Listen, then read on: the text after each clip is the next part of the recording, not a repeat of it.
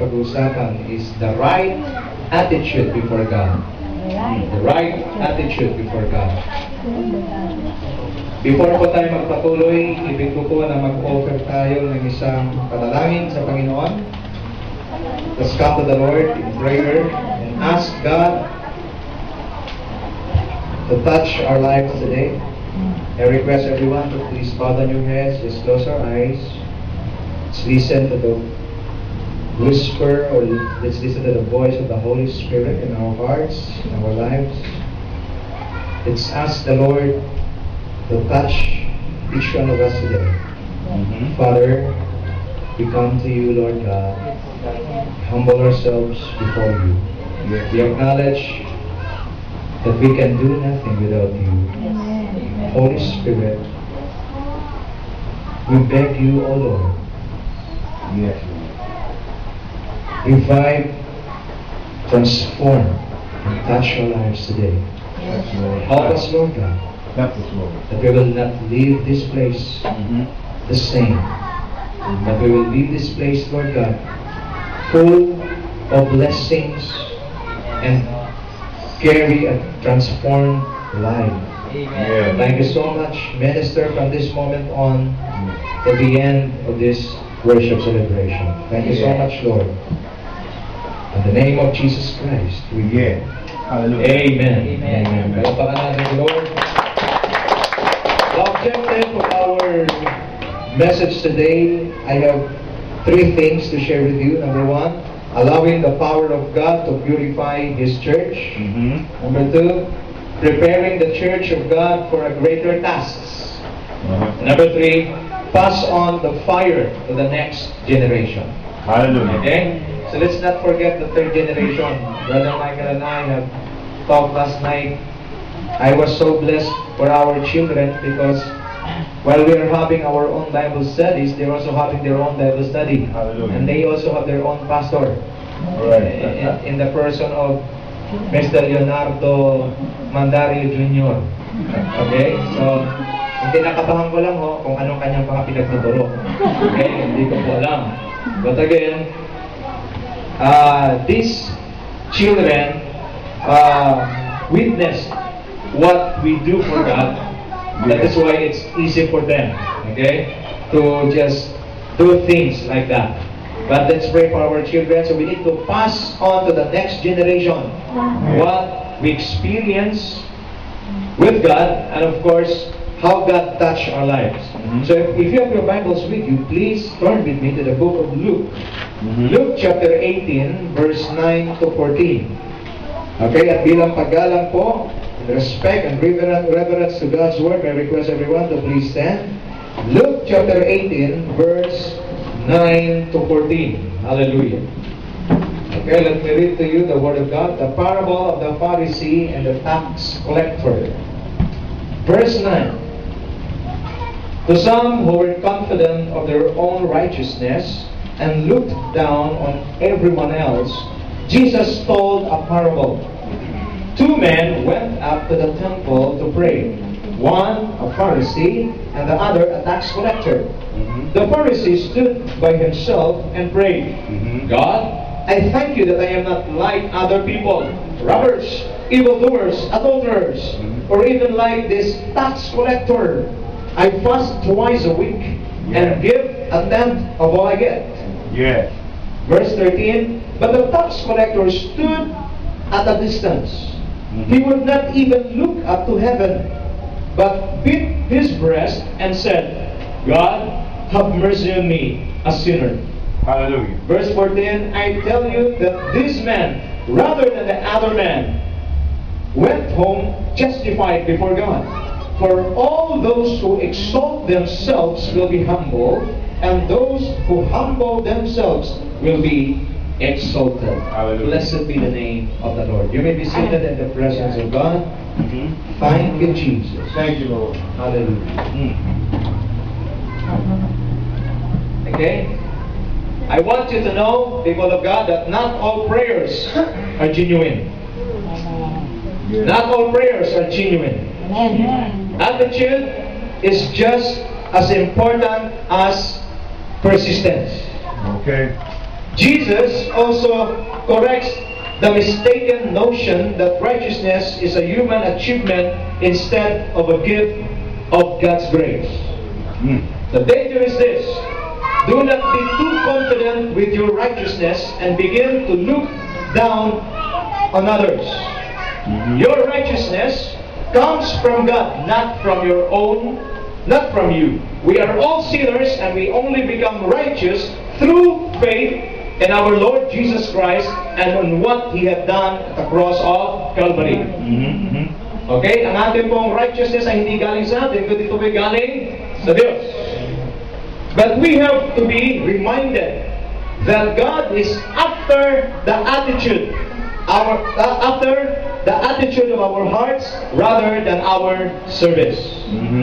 Okay? So dito makita po natin, two men went to the temple to pray.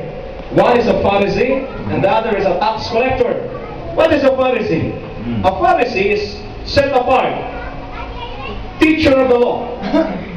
Okay? They master the law of Moses and share it to the Jews. They are respected in the society. What is a tax collector in those days? Tax collector is the society look at them as corrupt people, corrupt individuals. They have accumulated their wealth through extra collection of designated taxes to the payers. People got mad at them because of their immoral practices. Okay? Now, ngayong umaga ho, gusto ko po tingnan natin what are the attitudes of these two persons. The Pharisee. In verse 11, the Bible says, the Pharisee stood by himself and prayed, God, I thank you that I am not like other people, robbers, evildoers, adulterers. Okay? So what attitude the Pharisee had? Number one, he approached God with arrogance. Okay? Nakita po natin ang kanyang attitude. He approached God with arrogance. Okay. The Pharisee stood by himself and prayed, God, I thank you that I am not like other people, robbers, evildoers, adulterers. Listen to me, please. Take note of this. God never listens to arrogant people. Hallelujah. Amen? Amen. He always turned them down. He always turned them down. The Pharisees is giving thanks to God. It's good. But mentioning other people's sins is not pleasing to God. The Pharisee looked at himself righteous before God. But what the Bible says is this: don't judge. Pagkasabi sa katabi mo, don't judge. Okay? Number two attitude that we can find in this passage is he directly condemned the tax collector. Diretsahan po niyang kinundina ang tax collector. Ang sabi niya rito, or even like this tax collector. A religion based upon merit system leads to religious pride. We have no right to condemn people. He knew that the law, he teaches the law, but never applied the law in his life. In short, he is a law teacher at the same time a law breaker. Minsan ganun tayo. Alam natin ang salita ng Diyos, pero tayo rin ang sumusuway ng salita ng Panginoon. Pagkasabi sa katabi mo, ikaw ba yun? Ano sabi? Baka ikaw. Okay? The modern Christian today, if we correlate this to the modern Christian today, what the Bible instructed us is to love our neighbor. We are saved by God to love God and to love our neighbor, no matter who they are, whether they are friends or they are our enemies. Okay, sabi sa katabi mo, love your enemy. Hallelujah. Okay? Besides, there is only one judge. Amen. Amen. And that is God. Amen. God of heaven. Okay? Only God is the judge of all the living and the dead. Hallelujah. We have no right to judge people. And what if I saw him, Brother Michael, and before my two eyes, still, we have no right to judge. You have no right. Instead of judging people, pray for them. Amen. Amen?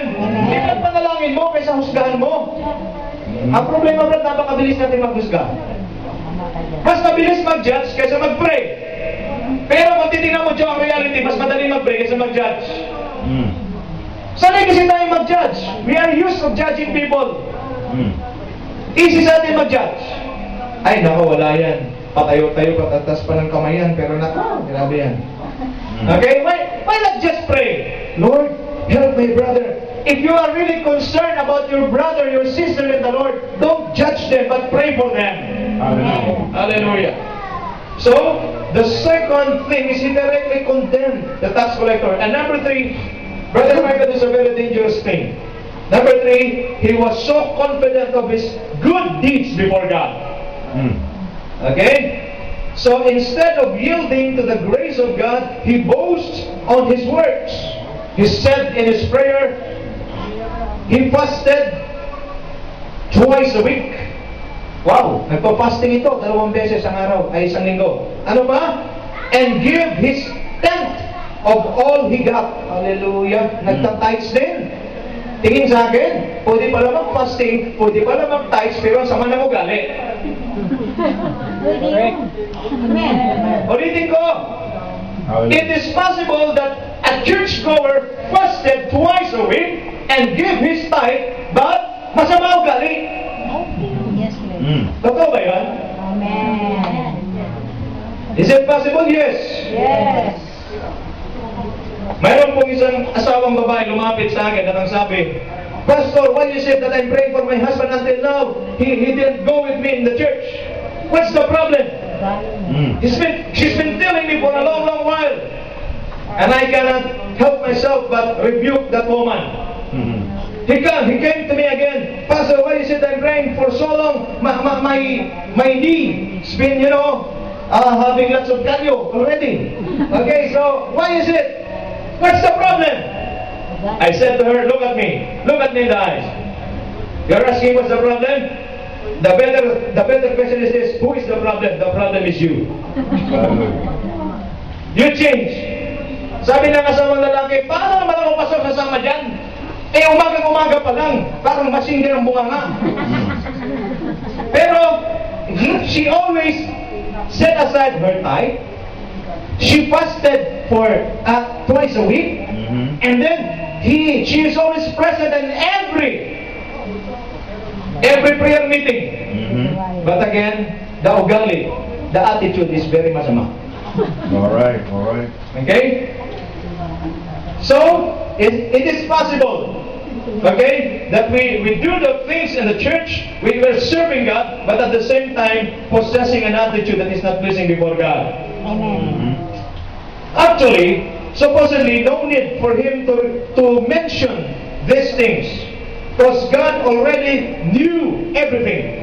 God is an all-knowing God, amen? Amen. God, no need to remind of Him of our service to Him. He sees everything we do. What the Pharisee did is a sign of too much yielding to what he do for God.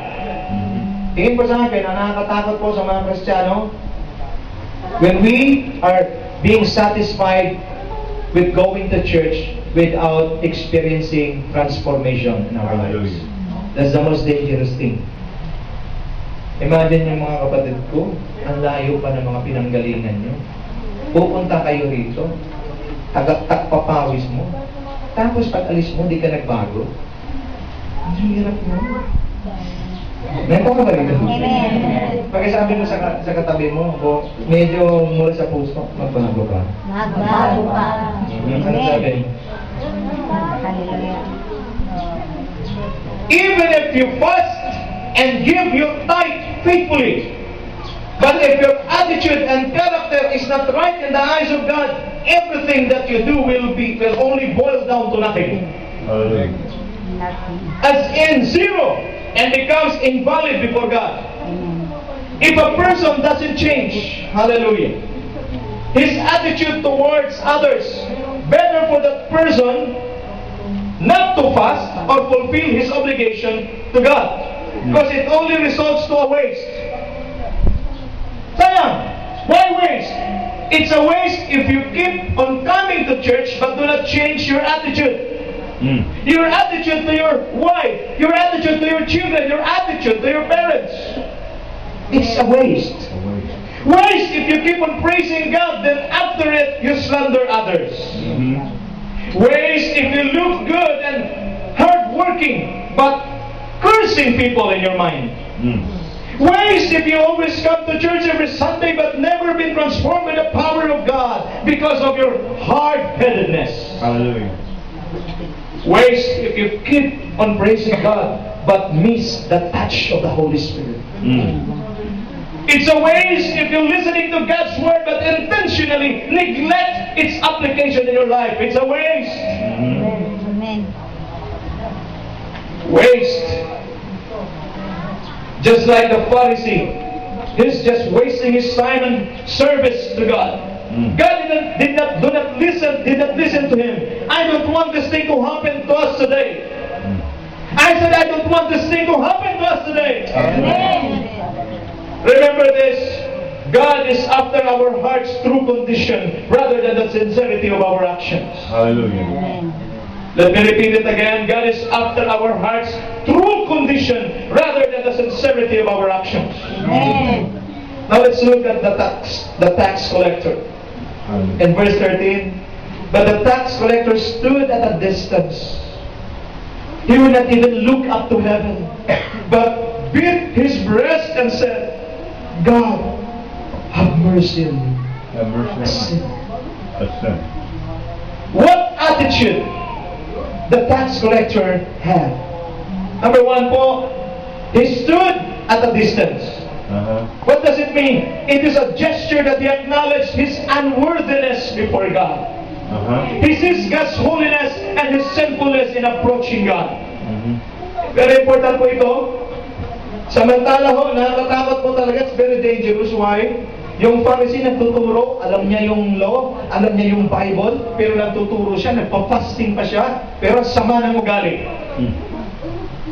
But the tax collector, he acknowledged, it's a gesture that he acknowledged his unworthiness before God. All of us here today are not worthy before God. That is why every time we approach God, we need to prepare ourselves. Are you prepared to meet the Lord thy God today? Or you just come here just to fulfill your obligation? Stop doing it.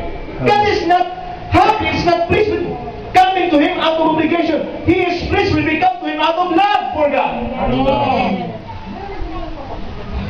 You know what? This is a good reminder for every church goers.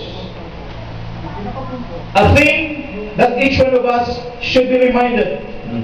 Are we prepared to meet the Lord our God today? We should search ourselves before coming to God. Preparedness of our heart before God is very important. Unlike today, most Christians approach God without preparing themselves before God.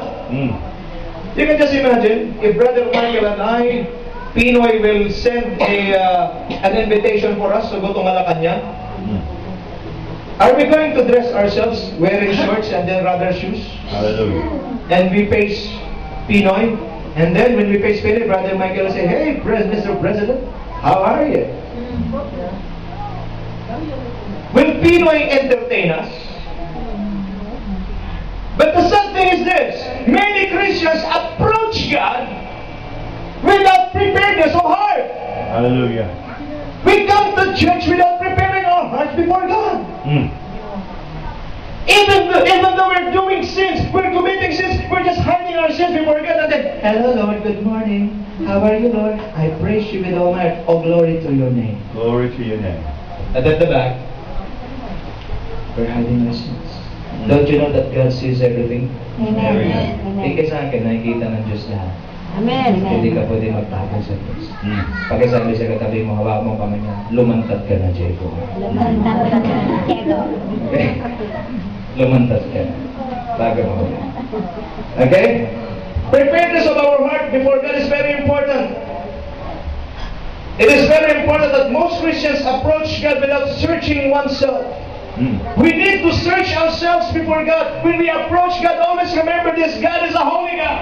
Yes. Sins have no place in the holiness of God. Hallelujah. If your heart, when you and Sister Mercy having arguments, before you come to church, you need to settle your differences.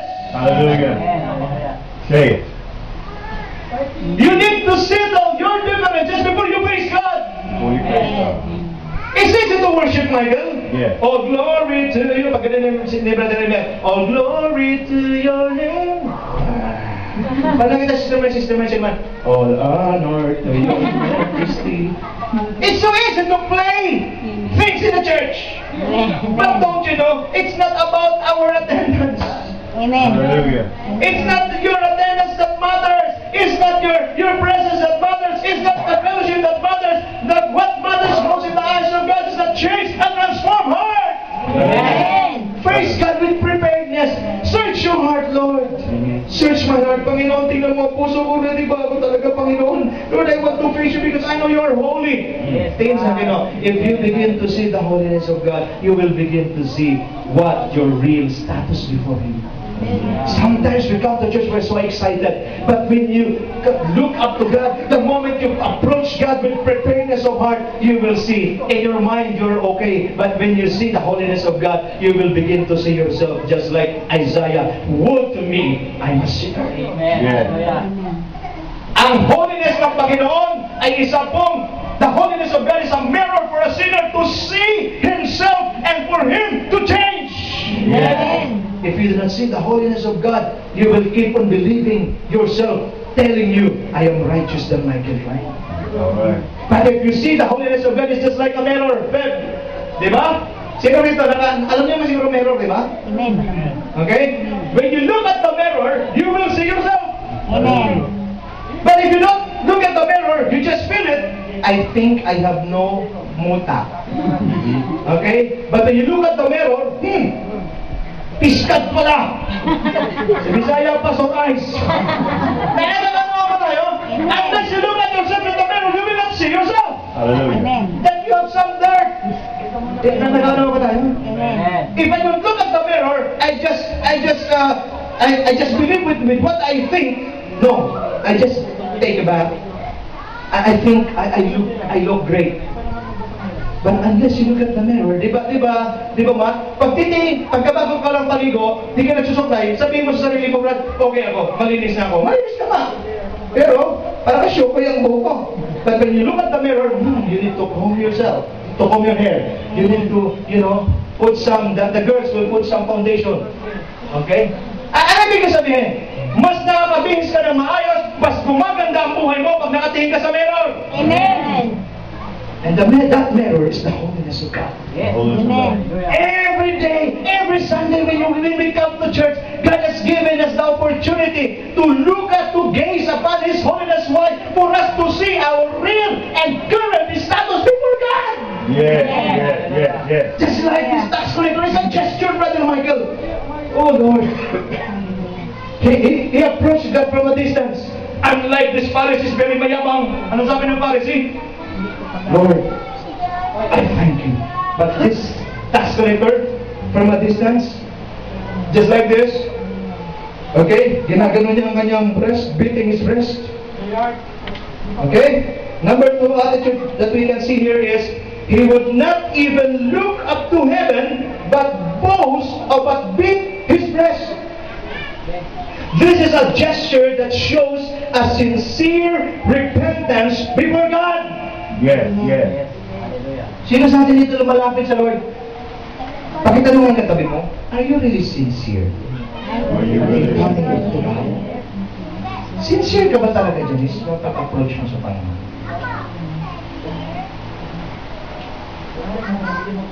This is the issue of churchgoers today. Because they just come to God without sincerity. Sabihin ka nga sa akin, kapatid. Kasi pakala mo naman, manloko mo si Lord. People who make fool of God are just fooling themselves. Hallelujah. You cannot fool God. Amen. How nakatingin ka sa akin, pero alam ko, nasa utak ko, pritong isda. Right. When you're looking at me, your mind is, I need to go to SM. There's a 3-day sale. Amen, Pastor. 3-day sale. SM Biguta. I really you. Amen. You need to understand this, that we need to be sincere in coming before God. What does it show? Listen to this. It shows a sincere repentance before God. He feels sorry for himself. He deeply feels his guilt. Mga kapatid, ngayong umaga ba nandito tayo? Pag mayroon tayong kasama, nagpipreach ako ngayong umaga, mayroon kang kasalanan na naisip, galit ka sa nanay mo, galit ka sa tatay mo, galit ka sa ibang tao, mayroon kang grudges, mayroon kang hatred to someone, to a person. And you deeply feel, he deeply feels his guilt. This shows a deep conviction. Dapat pag tayo lumapit sa Lord, meron tayong deep conviction to what? Deep conviction in his heart before God. He sees his status before God as a sinner. That conviction leads him to a realization of his need of God. Are we coming today because we need God? Yeah. Or are we just coming today because we need to go to church? Hallelujah. Please stop doing that. If you come to church, I come to church because I need God. Amen. Diyos ang kailangan natin. That is why this man and I always keep on telling you, it's not the church.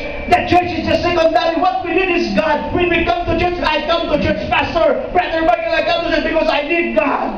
Amen. Hallelujah. We should have that deep conviction in our heart. That's the best and right attitude before God. Amen. The deep conviction of our need of God and to experience His love for us. That in spite of God's goodness, He still do things that are not pleasing before God. We need that deep conviction every time we approach God for us to see our real status before Him. Whether we are approved to Him or we need His healing touch today. Yeah. Amen. Ano ba na? Amen. Tingin ka sa akin, dapat to, pag pumunta tayo sa church, nagpipray tayo, Lord, give me that deep conviction. That deep conviction, Lord God, that I will come to you, not because I have needs, but I come to you because you are my life and you all I need. You all are Amen. need. Hallelujah. Number 3, God have mercy on me, a sinner.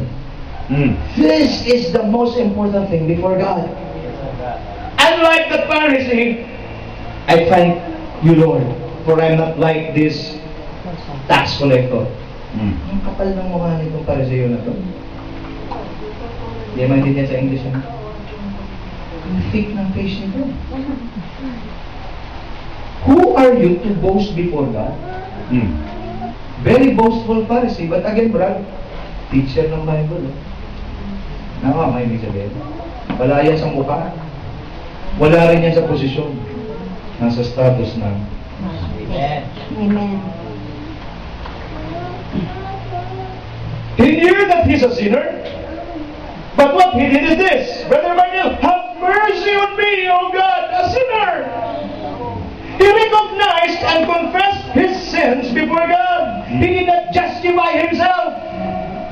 Unlike people today, just like Adam, have you eaten the fruit? This woman that you gave me.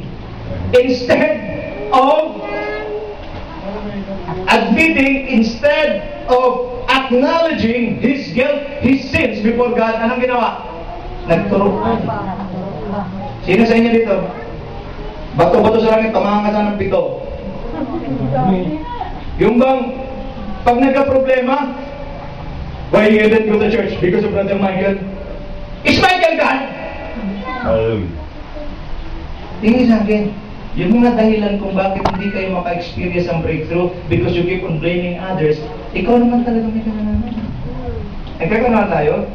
Tingin sa akin, pupunta ka sa church, natisod ka rito sa nakaupo, ito nakaupo, si Brother Elmer. Sabihin mo, anong name mo, Brad? Romel?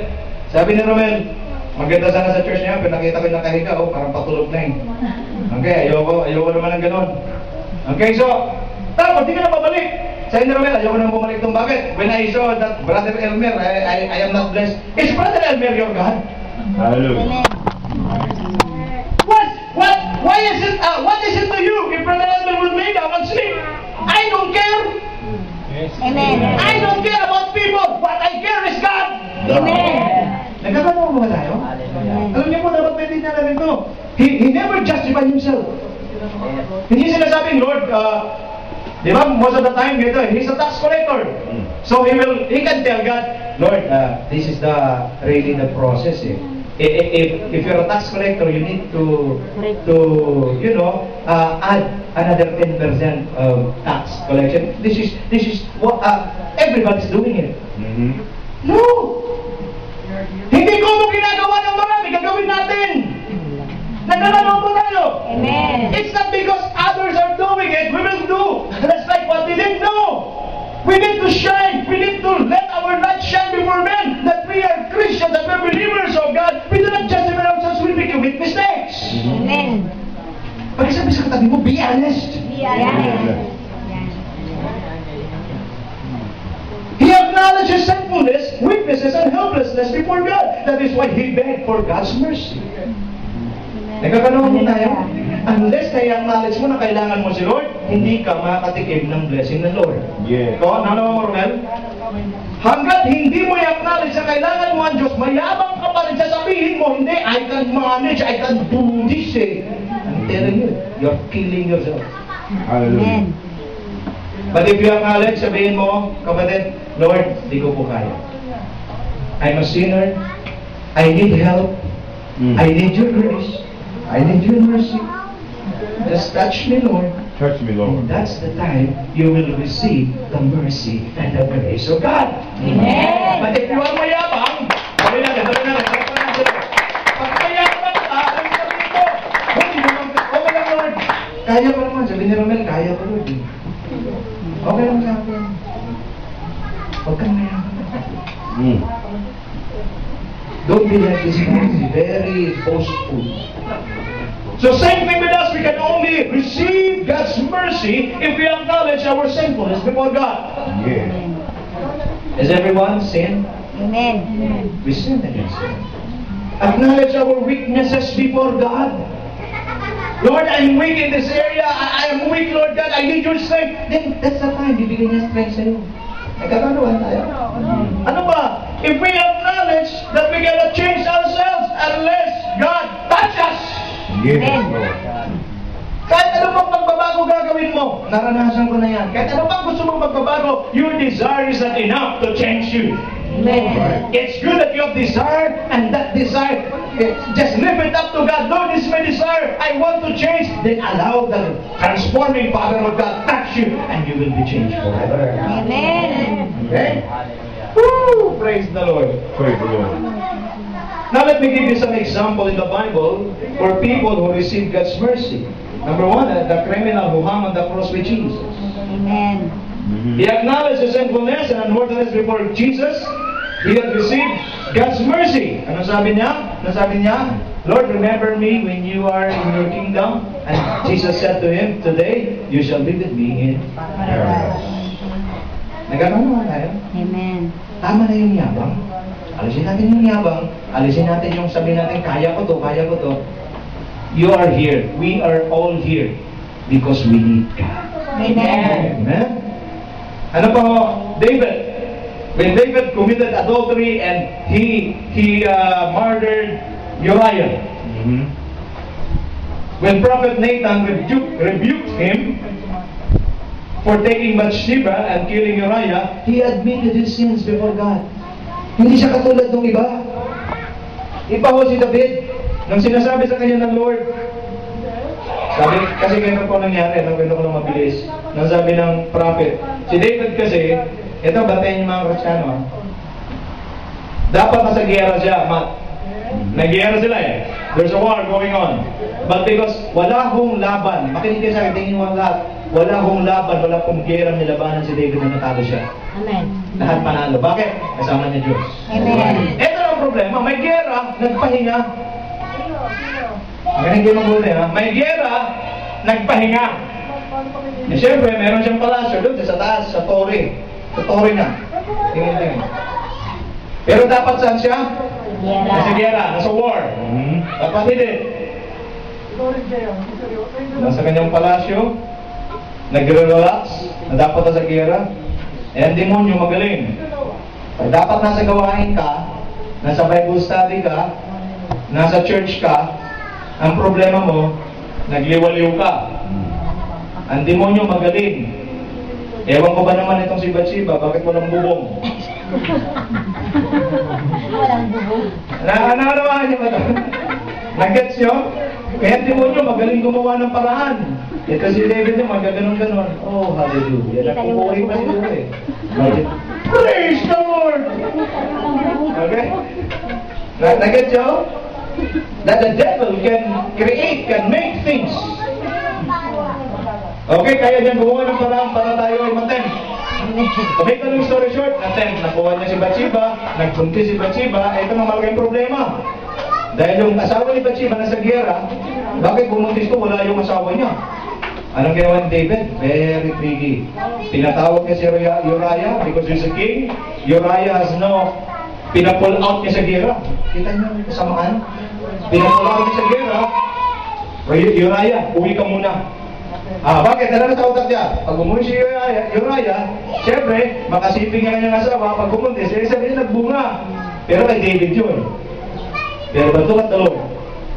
Ano sagot ni Uriah? Dapat king siya, dapat susunod siya. Kasi ni Uriah, my king, I cannot afford to go home and lay with my wife while the army of God is fighting.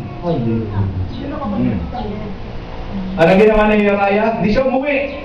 Doon, nakasama pa rin sa mga nagbabantay. Kita mo ang kasamaan? Tingnan mo sa akin, nakasalanan pag hindi mo pag-isiyan ngayong umaga, nanganganak. Anong ginawa ni David? Tinawag kayo si Uriah, nilasing. Pinainom ng pinainom. Drink, Uriah. Si Uriah nagtaka niya. Bakit ako pinahalaga ng hari? Ang dami namang mga matataas. Namalasing si Uriah, sabi niya, namalasing ka na, uwi ka na sa inyo. Sabi ni Uriah, ganun pa rin. I cannot afford. Natulog na naman sa pinto, lasing! Sabi ni David, ayaw mo talaga Uriah, di ka makuha sa santong dasalan, tataan kita sa santong paspasan. Anong ginawa? Tinawag si Joab. Place Uriah in front. Ayan o. Si Uriah nakapwesto sa likod. May mga pwesto-pwesto kasi yan. Siyempre, yung galing sa likod, ilagay mo sa harapan, hindi alam ang gagawin. Kaya nung pinana, sapul si Uriah. Patay si Uriah. Libre na si Bathsheba. Ano yung utak ng demonyo? Utak ng tagal ng demonyo eh. Wala na, patay na. Bathsheba, you are now my wife. How demonic it is. Pero the Lord, did God show what David did? Yes! He sent his prophet. Ganda ng pasok ng propeta, mga kapatid. Hallelujah. There is a man, a wealthy man, he has so many lambs, so many herds, and he has a neighbor who only have one sheep. He loved that sheep so much. But when this wealthy man have a visitor, instead of offering one of his sheep to his visitor, he took that one and only sheep of his neighbor. Alam mo, namula si David sa galit, sabi niya, that man deserved to die. Sabay-sabi ng prophet Nathan, you are that man. You're that man. Naalala niya ngayon ang ginawa niyang kabulastugan. But instead of justifying himself, no, I have sinned against God. Forgive God. Napa natin, no? Amen. Huwag na tayo magpalusot. Pakisabi sa katabi, huwag ka na magpalusot. Talaga ng malusot. Salit na magpalusot, umanin ka. Amen. And that is why he wrote that chapter in the book of Psalm, that words in the book of Psalms 51. Have mercy upon me, O God. Have according to your love and according to your goodness and loving kindness. Yes. Let not your Holy Spirit depart from me, but restore the joy of thy salvation. Awesome. Nagkakalawa mo ba tayo? Amen. Ngayong umaga mga kapatid ko, I want you to know na hindi pa naman huli. Instead of receiving the punishment of God, God forgave him. Mm-hmm. Instead of going to destruction, God restored him. Hallelujah. Hallelujah. But take note of this. Still, he suffered the consequence of his actions. Why? Don't forget this. God is a just God. Yes, Amen. God. In our conclusion, in verse 14, Jesus said, I tell you that this man, the tax collector, rather than the other man, the Pharisee, went home justified before God. For all those who exalt themselves will be humbled, and those who humble themselves will be exalted. Hallelujah. Yes. Yes. The right attitudes that are acceptable before God are this: the one who acknowledges God's holiness and His unworthiness before Him. Mm. The one who has a deep conviction in his heart of his need for God. Hallelujah. Conviction that leads him to listen and to act on what God is telling him. Mm-hmm. The one who acknowledges his sin before God and beg for God's mercy. Hallelujah. To summarize, we need to approach God with humbleness, and He will exalt and justify us. Hallelujah. Those who approach God with pride will be abased. Mm. Do we possess this kind of attitudes before God today? Mm. Or the other way around?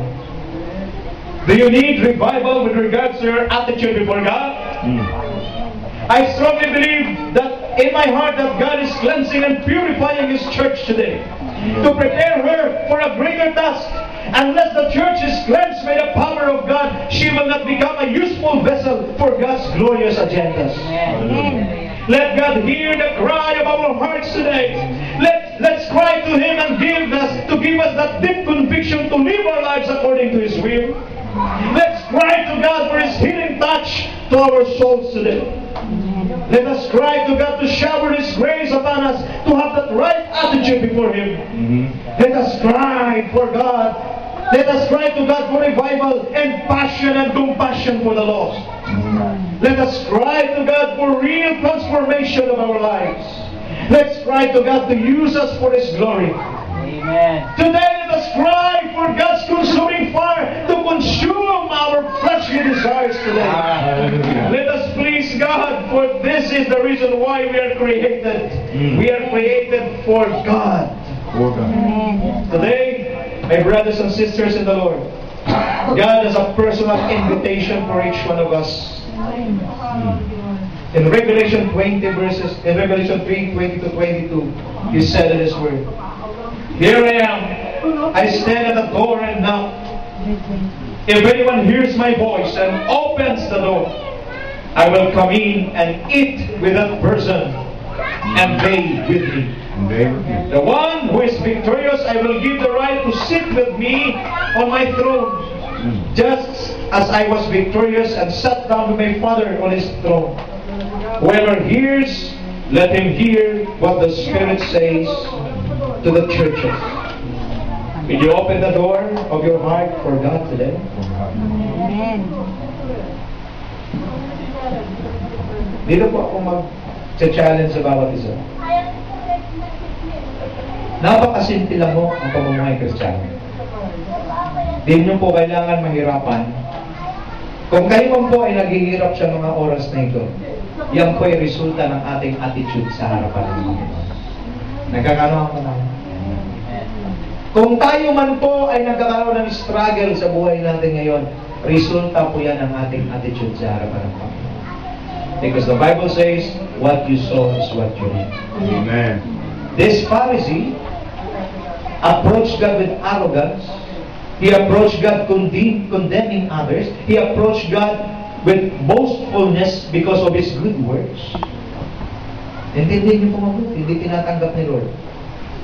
But this tax collector approached God, acknowledging his unworthiness, And he acknowledged God's holiness. He approached God with that deep conviction in his heart of his need of God. And acknowledged his sinfulness and begging for God's mercy. Yes. That's what we need today, people of God. And the Lord says, that man went home justified by God. Justified. You want to be set free today? God is knocking at the door of your heart. Most of the time, Brother Michael, we use this for leading unbelievers to Christ.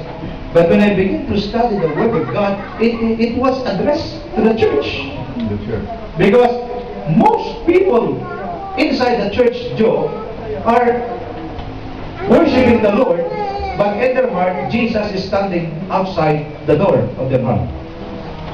Maganda ba ulit na nag-worship tayo, tapos si Lord nasa loob talaga ng puso natin? Amen. I think that's the best thing to do.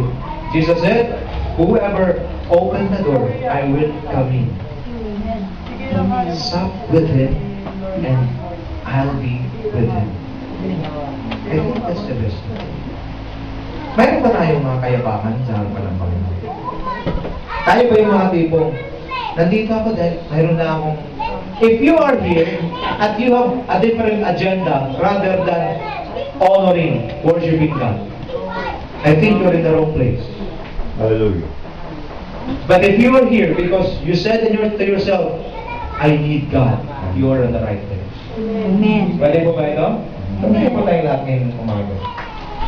I just want you people of God to think of these things. The right attitude, people of God. We need this. We need to understand this, people of God. Yes, Lord. Hallelujah. Thank you, Lord. Lord, thank you. It's a waste. Sayang po. Nandito tayo sa church palagi.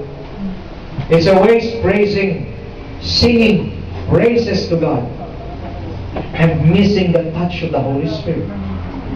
It's a waste. The waste. Coming to church, listening to God's Word, and intentionally neglecting the application of it in our lives. It's a waste. The waste. Coming to church, serving the Lord, giving our tithes and offerings, but slandering people. Yes. It's a waste. Yes. Kapatid, baka nagsasayang ka na. And I do believe God is now purifying and cleansing His church and preparing our church for a greater task ahead of us. Yes. But unless the church experience the consuming fire of God, that church can never be a fruitful vessel to carry the glorious agenda of God. Hallelujah. Ngayong umaga mo, hindi ho namin kayo ni Michael patatanggapin. Me and Brother Michael will not ask you to receive Jesus, but we will beg you and ask you to open the door of your heart and let the King of Kings and the Lord of Lords, Jesus Christ, come into your heart. Amen. Believers na tayo. Pero naniniwala ako mayroong gusto pakabutan Diyos ngayong umaga. Believer ka nga, pero si Lord nasa labas ng puso mo, and He is knocking at the door of your heart right now. He wants to use you mightily, but He cannot do it unless you let Him in. Amen. Ngayong umaga mo, hingi natin sa Lord yung deep conviction. Yung malalim na conviction yung nagsasabi, kailangan kita, Lord. Kailangan kita higit sa kakayahan ko. Kailangan kita higit sa nalalaman ko. I need you more than what I know. I need you, Lord God. I need you, Lord. And I acknowledge Him, Lord. Lord, I'm a sinner. Lord, I am weak. Lord, I need your mercy. I need your grace. I need your touch. Please believe what the Word of God says. The moment God touches you, you will never be the same again. For God's touch transforms lives. And please listen to this. God is in the business of changing lives today. Amen. You want to do business with God today? Do you want Him to change your life? Then accept the invitation that says, behold, I stand at the door and knock. Whoever open the door, I will come in. Sup with Him. People of God, ngayong umaga ho, naniniwala ako while I'm preaching the Word of God to you, the Lord is touching your heart today. Yes. He's speaking to your heart today. Sino ngayong umaga nagsasabi, Pastor, handa akong buksan ang aking puso?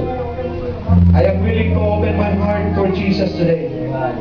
Not because you want to be saved. You are saved already. But we need God's leading. We need Jesus to take over all the areas and aspects of our lives. And He can only do that if you allow Him to come in. Sino po rito nakakaintindi? Sinasabi niya, Pastor, gusto ko si Lord papasukin ang buong buo sa buhay. Kung ikaw yung kapatid, just get up from where you are and just come forward. We will pray for you. Sige ho, punta po kayo sa harap, tapos mag-pray tayo. Bakit natin ito ginagawa? Dahil naniniwala po ako na ang Diyos, piniprepare niya ng church. He is purifying His church. Yes, Lord.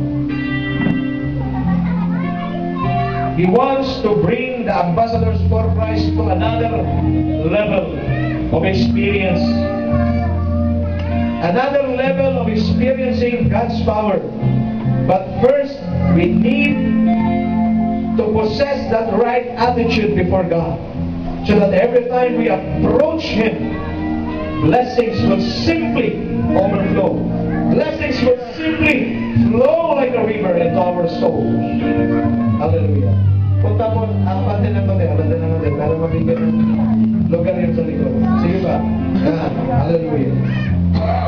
Lahat na nasa harapan, just give up your hands to the Lord and begin to commune with Him. Ipag-usap ka sa Diyos. Sige, kausapin mo si Lord. Sabihin mo sa Kanya, wala ka tayo sa pintuan ng iyong puso, at sino mabubuka sa pipapasa, kakain kasama niya at mananahan sa Kanya. At bibigyan mo siya ng karapatan kumain sa puno ng buhay. At ang sabi ni Lord, lahat may matinig, makinig sa sinasabi ng Espiritu ng Diyos. Nag-forward ka, nakinig ka, buksan mo ang puso mo sa Panginoon. Sabihin mo sa Kanya, Lord, pumasok ka sa aking puso ng Panginoon. Patawarin niyo po ako kung kayo po ay nananatili lamang sa labas ng aking puso. Kayo, hinahayaan kitang pumasok. Manatili ka sa akin, Panginoon. At bibigyan ka niya ng karapatan na kumain. Alam niyo po, kung makakatikip kayo ng puno sa bunga ng puno ng buhay, you'll never be the same again.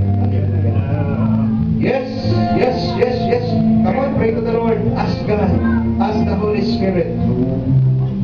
God is more concerned.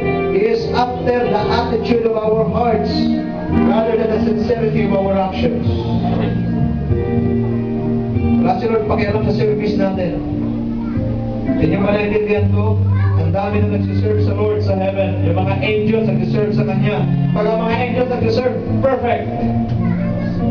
Ikaw, tsaka ako, anong service ini-offer mo sa Lord? Hindi perfect. Pero bakit ka ni Lord binigyan ng pagkakataon? Bakit ka niya hinayaan maglingkod sa Kanya? Para ano? Para mayayos mga puso mo. Bakit? Pagkat iyong puso yung maayos ka sa service mo, hindi ganun maganda sa paligid ng tao, tatanggapin ng Diyos yan. Pero pag service mo na pang-excelente, pero ang puso mo may bulok, walang gagawin ng Diyos sa ginagawa mo. Ngayong umaga, allow your heart, not just your lips, but your heart to speak to God. Express your heart to God today. Hallelujah. Come on, people of God. Brother Michael, begin to pray for those people at the back.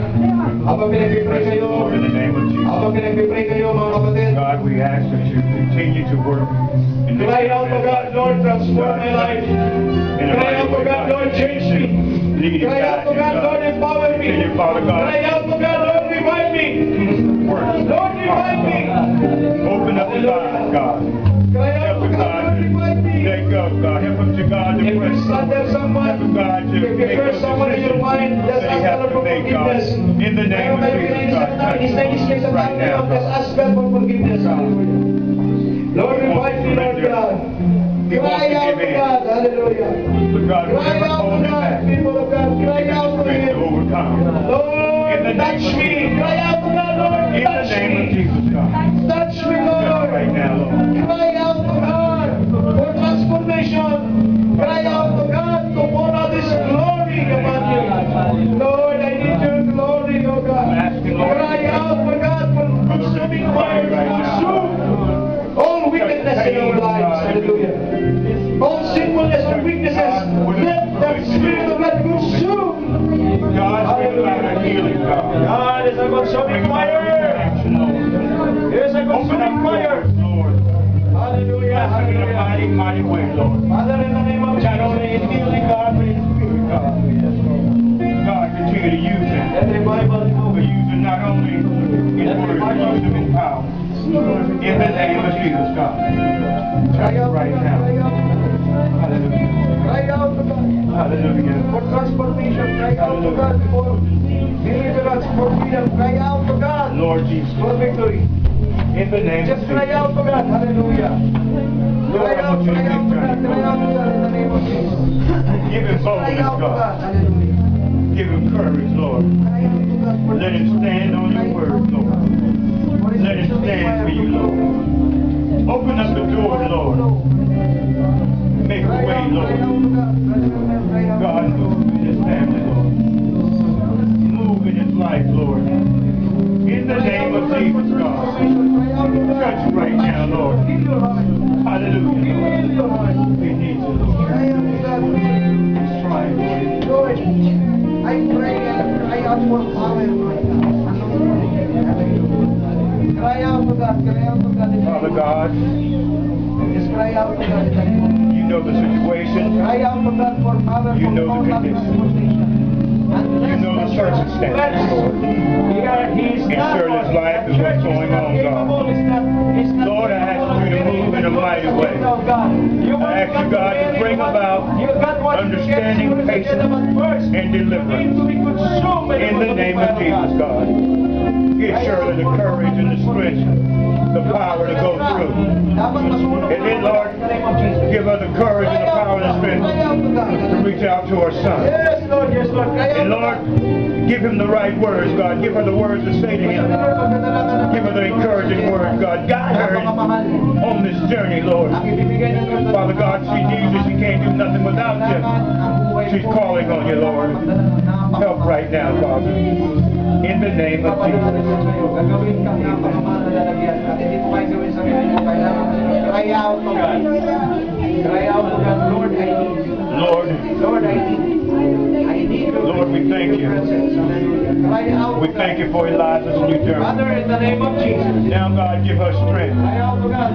Give her courage. You want to become Let her realize, God, that it's not about vessel for God. where she's at. It's not about where she's been. It's about, hallelujah, it's about where she's going. God, give her the power not to look back. Give her the power not to look around. Give her the power to look forward and to march on. God, let her know that even when she falls, that you were there to pick her up. Help her to march on. In the name of Jesus.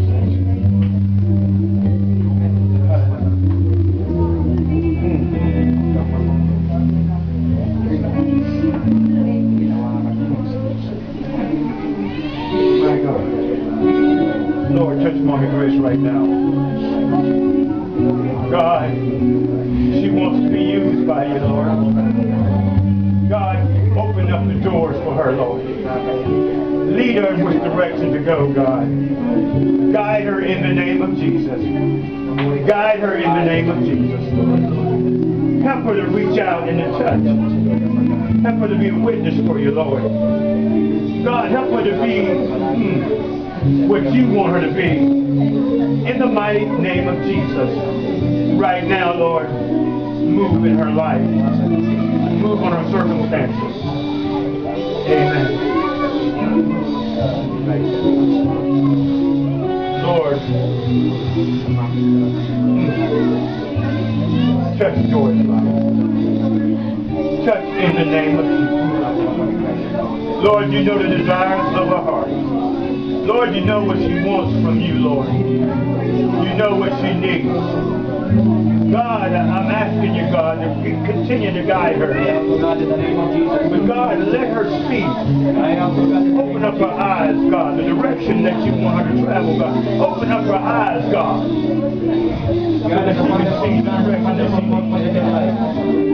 Make a way, Lord. Make a way for her in her life, God. In her situation, God. Make a way. I ask for God for His purpose being executed in your life right now. In the name of Jesus.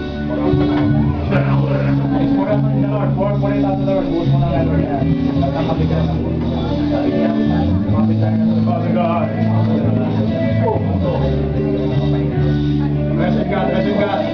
Blessed God. Hallelujah. Hallelujah. God, give John faith.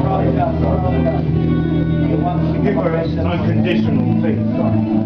Let her trust and believe no matter what's in front of her, God.